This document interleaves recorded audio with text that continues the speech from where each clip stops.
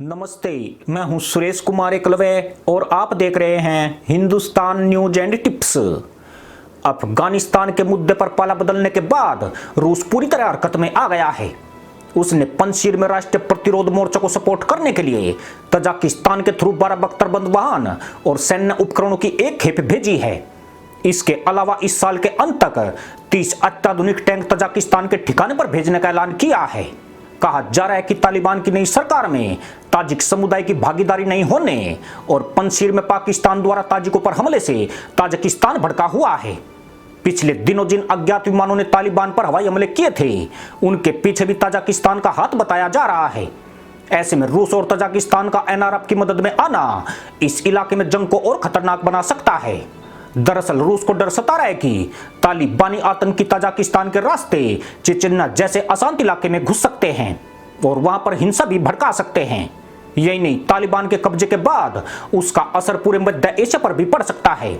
रूस अपनी सुरक्षा के लिए मध्य एशिया के देशों ताजिकिस्तान और उज्बेकिस्तान को एक बफर जोन के रूप में देखता है।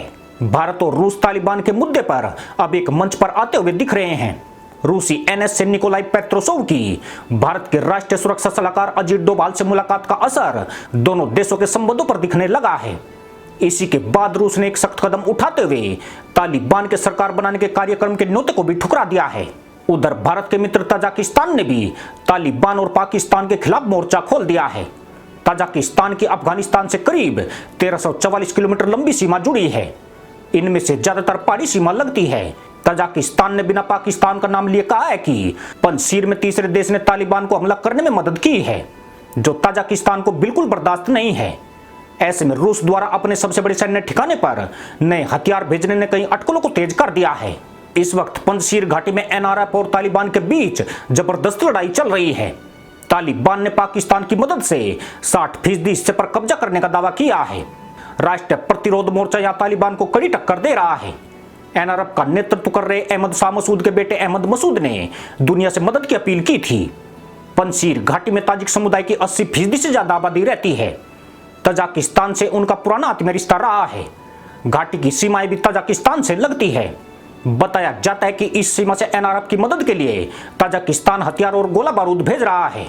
हालांकि रूस अभी खुलकर एनआरएफ के प्रति समर्थन नहीं दिखा रहा है, मगर जिस प्रकार रूसी बख्तरबंद वाहन ताजिकिस्तान रवाना किए गए, उसका मतलब तालिबान और पाकिस्तान की समझ में आ गया है। रूस द्वारा एनआरएफ की मदद के पीछे ताजिकिस्तान की चिंताएं भी छिपी हुई है। अब इन दोनों देशों को महसूस हो गया है कि अगर पंजशीर घाटी में तालिबान काबिज हो गया तो उन दोनों के लिए बड़ा खतरा हो सकता है। मुसलमान आतंकियों द्वारा ताजिकिस्तान में घुसपैठ की जा सकती है, जिससे रूस भी कहीं ना कहीं मुश्किल में घिर जाएगा। इस देश के फरखोर क्षेत्र में भारत का पहला विदेशी सैन्य एयरबेस भी मौजूद है। यह एयरबेस भी काफी वक्त से पाकिस्तान की चिंता बना हुआ है।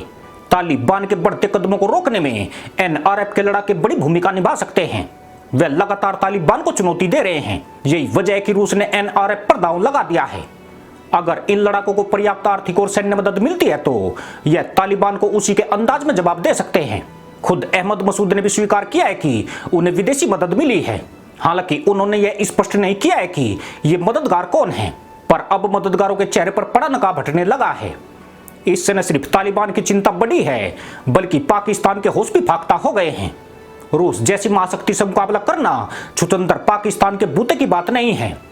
पाक मीडिया में तो यहां तक दावा किया जा रहा है कि तालिबान और रूस के साथ भारत भी एक तिकड़ी के रूप में काम कर रहा है। तालिबान पर अंकुश लगाने के लिए तीनों मित्र देशों ने पंजशीर में अपना दखल बढ़ा दिया है। इतना ही नहीं, दावा यह भी किया जा रहा है कि तालिबान से लड़ाई में घायल एनआरएफ लड़ाकों के लिए भारत ने इलाज की सुविधा मुहैया कराई है, जिनका ट्रीटमेंट फरखोर एयरबेस पर किया जा रहा है।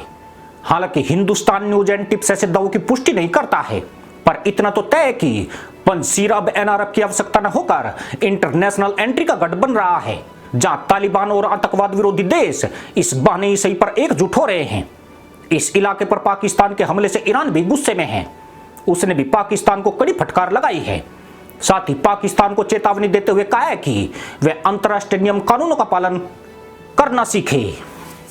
इसी के साथ अनुमति दोस्तों, जय जवान, जय किसान, जय हिंद, वंदे मातरम।